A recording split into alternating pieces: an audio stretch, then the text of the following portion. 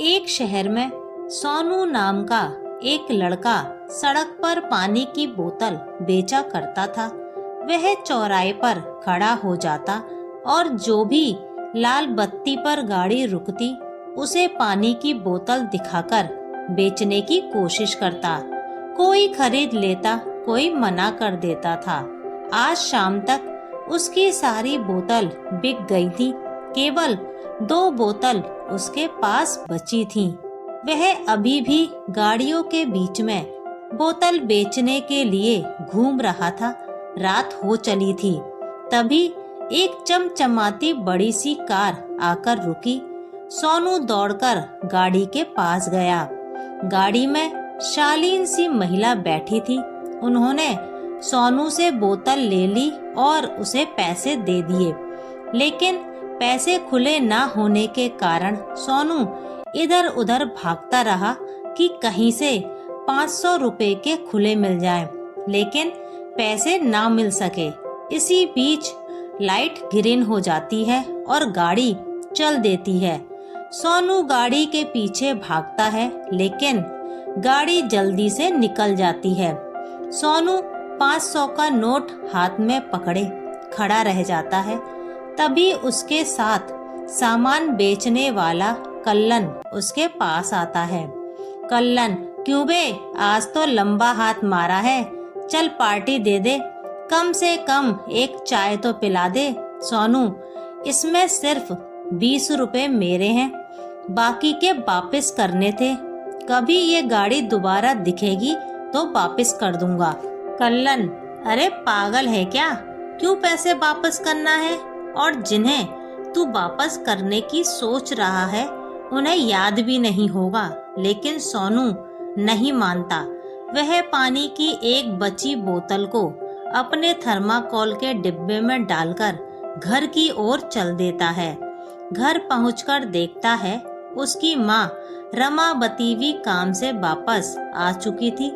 रमावती घरों में काम करती थी। सोनू, माँ, आज एक गाड़ी वाले ने 500 का नोट दिया, इससे पहले मैं पैसे वापस देता गाड़ी चली गई। रमावती, कोई बात नहीं बेटा, कभी वो गाड़ी दिखे तो वापस कर देना। इसी तरह समय बीत रहा था। सोनू दिन भर पानी की बोतल बेचता था। एक दिन उसे वही गाड़ी नजर आई। वह दौड़कर गाड़ी के पास गया। औरत, नहीं बेटा, आज पानी नहीं चाहिए। सोनू, मालकिन, मैं पानी की बात नहीं कर रहा। उस दिन आपके पैसे रह गए थे, ये लो आपके 480 रुपए। औरत, कौन से पैसे? सोनू, उस दिन आपने पानी की बोतल ली थी, मैं खुले पैसे लेने गया, तब तक आपकी गाड़ी चली गई थी। यह कहते हुए सोनू ने जल्दी से जेब से निकालकर पैसे पकड़ा दिए। औरत, ड्राइवर, गाड़ी साइड में लगाओ। बेटा, साइड में चलकर बात करते हैं। गाड़ी से उतरकर उस औरत ने सोनू से पूछा, बेटा, तुम चाहते तो ये पैसे रख सकते थे, इन्हें वापस करने की क्या जरूरत थी? सोनू, मालकिन, हम अपनी मेहनत का खाते हैं, इसमें केवल 20 रुपए मेरे थे, वो मैंने ले लिए। औरत, चलो अब ये पैसे मैं तुम्हें दे रही हूँ, ये रख लो। सोनू, नहीं, ये मैं नहीं ले सकता, माँ ने मना किया है। सोनू की बातें सुनकर कविता जी सोच रही थी, इतनी गर्मी में पूरे दिन मेहनत करके भी इस लड़के में कितनी ईमानदारी भरी है। कविता जी, बेटा, तुम कहाँ रहते हो? सोनू, वो सामने सड़क के पीछे कुछ झुग्गियां दिखाई दे रही हैं, हम वहीं रहते हैं। कविता जी ने कई बार पैसे देने की कोशिश की, लेकिन सोनू ने पैसे नहीं लिए। फिर कविता जी अपनी गाड़ी में बैठकर चली गईं। सोनू के चेहरे पर एक संतोष का भाव था। उसने सारी बात अपनी माँ को बताई। यह सुनकर उसकी माँ बहुत खुश हुई। तब से जब भी कविता जी वहाँ से गुजरती, सोनू से 2 या 3 पानी की बोतल लेती, जिससे उसकी मदद हो सके। इसी तरह समय बीत रहा था। कुछ दिन बाद कविता जी उधर से गुजरी तो उन्हें सोनू कहीं दिखाई नहीं दिया। जब कई दिनों तक सोनू नहीं दिखा तो कविता जी ने एक दिन कल्लन को इशारे से बुलाया। कल्लन, मालकिन पानी चाहिए क्या? कविता जी, वो सोनू कहाँ है? नजर नहीं आ रहा। कल्लन, उसके साथ तो बहुत बुरा हुआ। उसकी माँ मर गई। उसके मरने के बाद यहाँ के गुंडों ने उसकी झुग्गी पर कब्जा करके उसे भगा दिया। कविता जी, लेकिन अब वो कहाँ मिलेगा? कल्लन, वो तो पता नहीं। उसे उन लोगों ने बहुत मारा था। शायद किसी अस्पताल में पड़ा हो या मर भी गया हो। यह सुनकर कविता जी की आंखें नम हो गईं।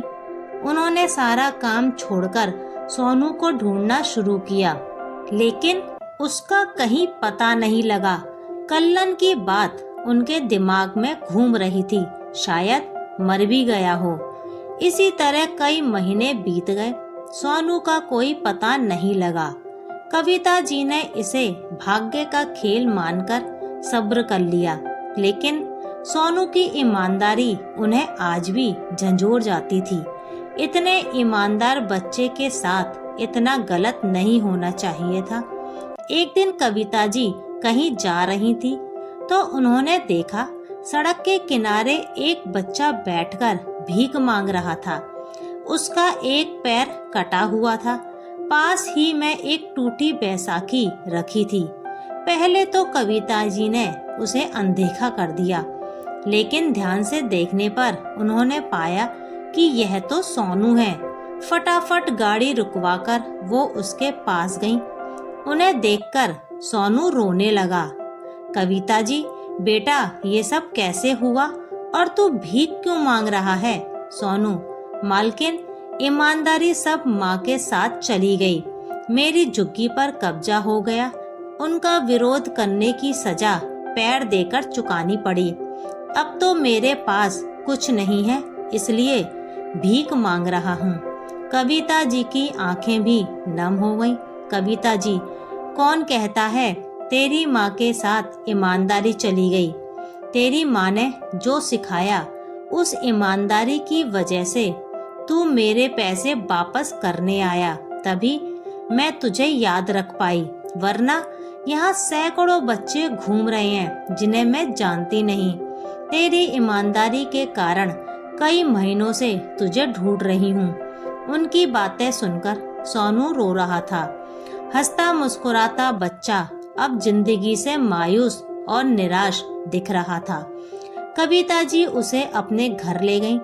उसे न केवल अपने घर में रखा, बल्कि उसके लिए एक पैर भी बनवाया। अब सोनू भी और बच्चों की तरह चल सकता था। सोनू को उन्होंने अपना बेटा बना लिया था। अब वह स्कूल जाता था। एक दिन उसी चौराहे पर कविता जी की गाड़ी रुकी। तभी कल्लन दौड़ता हुआ पानी की बोतल लेकर आया। पास में बैठे सोनू को देखकर वह चौंक गया। सोनू कार से उतरा और कल्लन को गले लगाया। सोनू, कल्लन, ये वही 480 रुपए की ईमानदारी है जिसे तू पार्टी में उड़ाना चाहता था। कुछ ही देर में लाइट ग्रीन हो गई।